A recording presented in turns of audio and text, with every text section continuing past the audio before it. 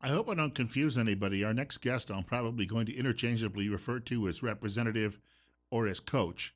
That is because Idaho State Representative Barbara Ehart, before joining the Idaho Legislature and getting involved in elective office, she was a Division One college basketball coach and was a Division One college athlete before that. And she was the individual who championed this law in Idaho, which was signed last year by the governor, that says that biological boys who transgender athletes will not be competing against girls in high school or college sports. And that has become the template for much of the country. Over the last couple of weeks, she's gotten a lot of attention because of what she's done, because the story out of South Dakota got so much attention with what Governor Kristi Noem did. And we're having a discussion about that a little bit earlier in this program. 6 minutes after 9 o'clock, we're at 26. Bill Colley on News Radio 1310, KLIX and News Radio 1310.com. And Representative, welcome back to the program. Oh, thank you very much. Thanks for having me. Glad to be here. You were just telling me off the air that you have been very busy because in many of these other states that have been moving forward with this, that you have become a bit of a consultant. They get in touch with you and you offer testimony on how this works.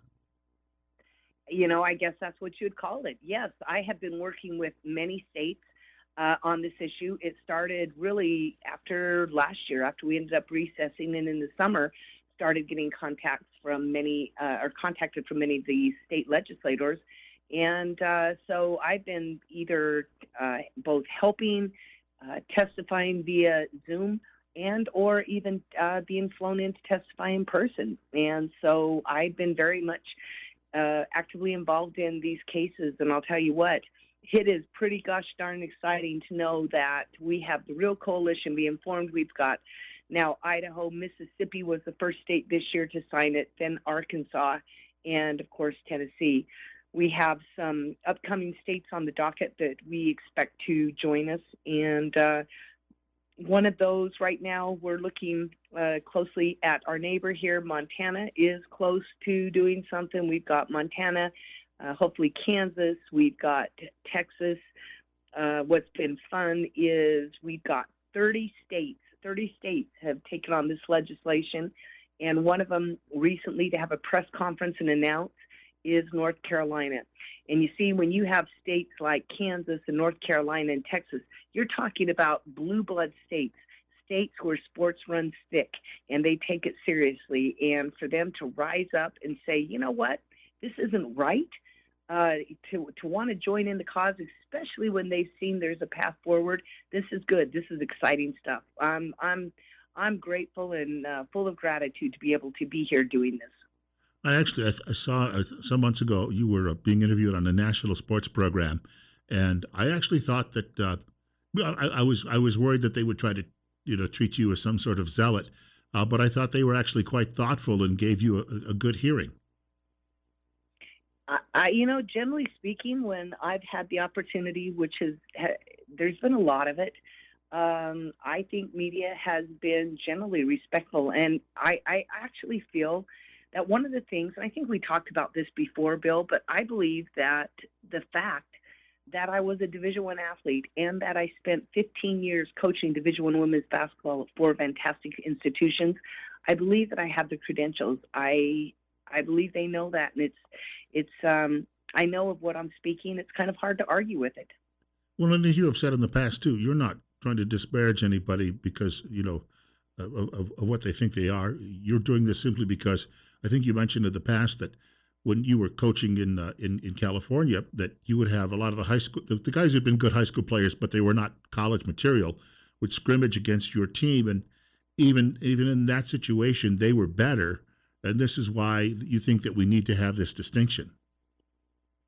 Oh, absolutely, yes. Every university has other, guys that attend the university that you pick up and you literally all year long have as your scrub team, and they help push you. They help run the plays of the other team, and guaranteed even Connecticut has that because it works and we all copy each other. But these aren't guys that were cut from the men's program. A lot of them weren't even high school players. They're just guys that played pickup ball. And when you put their physical abilities against our gals, there was many, many times that we had to say, okay, we're gonna slow down. No, no, John, you can't block the shot every time. It's just things like that, and had to get them to understand how it is they're going to work to push our gals. And they were incredibly useful, but they weren't even the best, and they were better. So yesterday morning I came into work and I have a subscription to the Washington Examiner, albeit most of it's free online.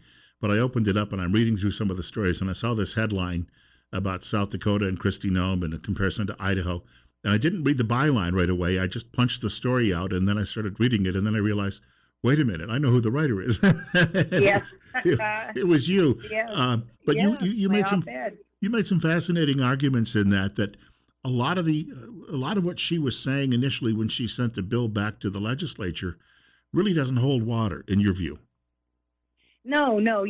What's happened in South Dakota is something that I think we all need to just absolutely realize is going to continue to happen, and it is cancel culture. You see, Kristi Noem had, after it passed the Senate, and I had testified during the Senate. When I say the Senate, the body of the Senate, because I testified during the hearing when I was down there. But she tweeted out on International Girls and Women's Day that she was excited to sign that piece of legislation. And by the time, that was on a Monday, by the time it hit her desk on a Wednesday, the powers that be had gotten to her. And they have Amazon there and some other people coming in, and between Amazon and the regents of the universities and the Chamber of Commerce and whoever else had gotten to her and had just really put a pause, to the point where she had said that she wasn't going to sign the bill as is, and they have this thing called style and form where you can revise it, but it's supposed to be technicalities. She gutted the bill and changed it. She took out the collegiate part. She didn't leave a cause of action for girls who had wrongfully not been protected by their school, so they had no means, no recourse to set things right. And just basically it was, paying, words to the fact that, hey, girls should play with girls and boys with boys. So then she decided she had no idea, Bill. She experienced some of the left pushback. She had no idea what it was going to be like with the right. And when she did that, the pushback was hard and heavy. And I know I had read Terry Schilling of American Principles Project that had her on for CPAC. Oh my goodness.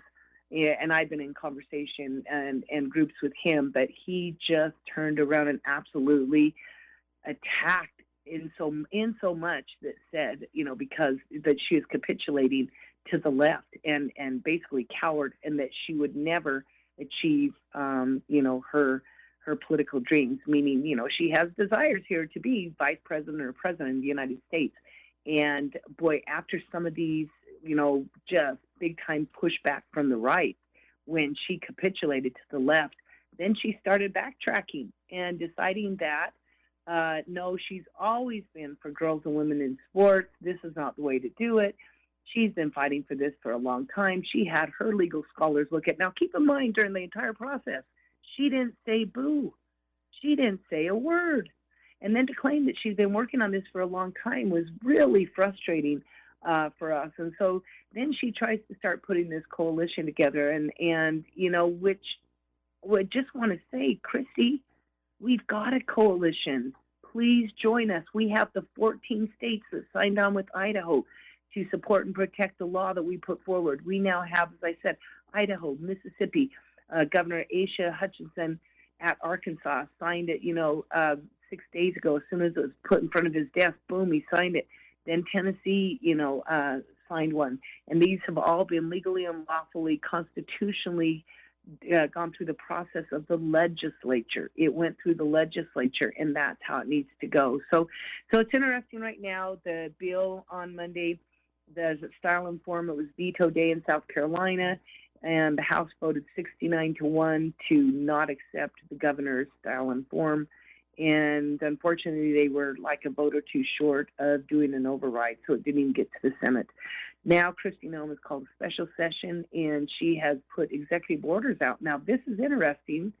Through her executive orders, she has said that boys cannot compete with girls in K through 12, and then she added universities, and yet she had stripped it out of the universities. So, Bill, it's hard to know what's going on over there, but really, really, it's unfortunate because Kristi should be joining with us. And one last thought, 'cause I know I'm kind of going on a long time, but everybody out here needs to realize and understand that we cannot capitulate to the left. We cannot capitulate to big corporations and the seeming intoxicating um, um, drive to accept money. And let me tell you why, because they will run everything. It doesn't matter what the issue will be. And the perfect example right now is Georgia. Georgia just did some massive rehaul and overhaul of their election process, including requiring ID, because let's face it, we had some major problems in Georgia. So now they've redone their election laws, and guess what? Major League Baseball just announced the other day that they are looking to pull their All-Star game out of Atlanta because of the discriminatory practices of Georgia. And I mean, this is just ridiculous. So my point is to all of us, stand firm, stand tall. Don't capitulate to threats of a corporation somehow having more standing than people who elect representatives to represent them. So anyway, it's going to continue to happen, and we just need to just say, no. Yeah, courage, right? We're not. Yeah, 100%. They wanted to mention, just by the way, if anyone's just tuning in, State Representative Barbara Ehart joining us this morning. And of course, she was a Division I college basketball coach and a Division I college athlete. And she was the initial backer of this bill in Idaho that would ban transgender boys from competing against girls in high school and college sports. And talking a little bit about how this has swept the nation, but also the latest, call it controversy with Kristi Noem. Not quite sure where she's standing on it in South Dakota. The executive orders, and what I've been trying to tell people today is the executive orders are rather toothless. They don't have the standing of law, and the girls still get no recourse if there's a boy who wants to play. That their appeal process is really limited in all of this. That's completely correct, and that that's the same situation that they were trying to do with the Trump administration in Connecticut. We're finding anymore when it comes to law, if you don't have recourse, if you don't have cause of action, it makes it really hard at times to say, it's like you can go through a process and then they could be like, okay, well, you're right, and like that's it. It's like, no, we need to correct this wrong, and when you have cause of action and recourse, then you can do that. So this right now, unfortunately, in South Dakota, so much of this is for show. If Kristi can have a change of heart and whatever they have to do in that special session to make this happen, we gladly welcome her to the coalition and help us move the cause forward. And in working with us, if you can bring more people, and let's bring attention, and let's deal with this appropriately, as we've been doing with the coalition, as I'm working with many groups out the nation and have been since we signed this legislation and started in the lockdown, back in April. We got to get to a break, but you're going to be able to stick around with us for a few more minutes. Absolutely. Great, that's wonderful. State Representative Barbara Ehart from Idaho Falls joining us this morning on News Radio 1310 KLIX and newsradio1310.com. We're at 28. It will warm up, trust me, and it's going to be very nice through the weekend. We're going to have an Easter weekend that looks like in some places we might have highs near 80 degrees. Will that last? No, but it's going to be at least a nice reminder of what's on the way in the next couple of months. Bill Colley with you, too, on Magic Valley this morning on News Radio 1310 KLIX and newsradio1310.com. We have a few more minutes with State Representative Barbara Ehart. She's joining us, District 33 from Idaho Falls, 31. It's 9:23. And again, she was the creator of the bill in Idaho that then became law last year that bars boys and men who are transgender athletes from competing against girls in high school and college sports. And we've been reflecting on what happened in South Dakota over the last couple of weeks. It's 31 at 9:23. Bill Colley on News Radio 1310, KLIX and newsradio1310.com. a coach, and I mentioned that earlier. I would be using these interchangeably because of your background as well in coaching college sports. And of course, we should point out too that you still have a basketball camp, right? I do still have a basketball camp. Yep. And again, probably COVID free this year, finally. Well, let me just tell you, with the kids, I think it's been COVID free. So yeah. Yeah, wonderful news. We were talking off air about Governor Noem's appearance on the Glenn Beck program, and I was commenting that I think he was tossing her a lot of softballs, and she, of course, was explaining that in the past I've done this and I've done this, but in politics there's a line that says, "What have you done for me lately?" And I don't think it really got to the nub of the question or to answer why she did this.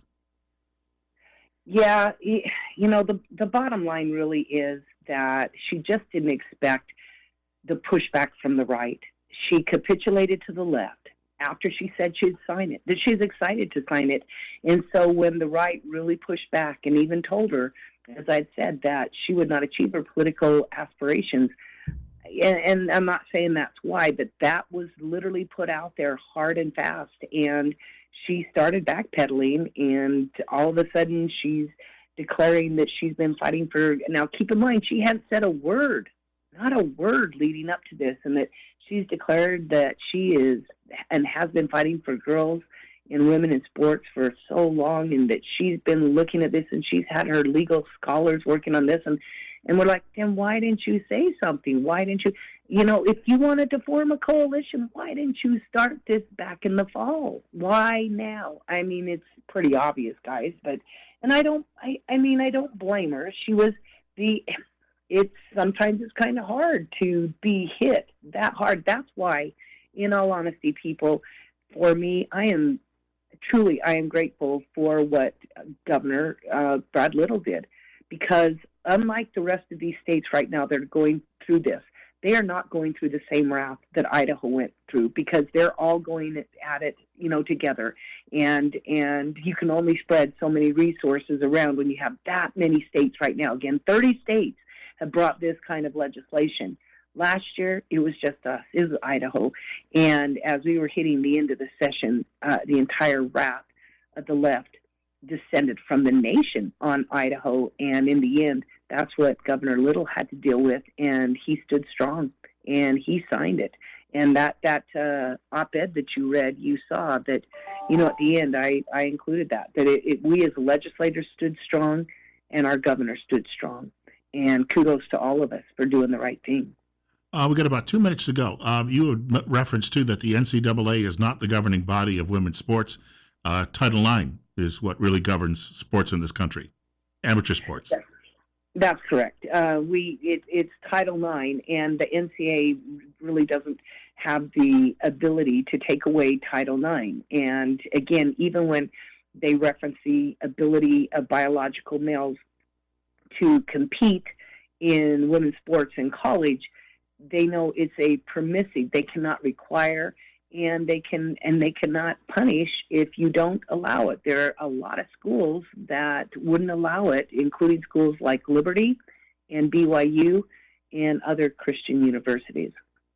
Yeah, I was going to say, that's the other part that comes into this.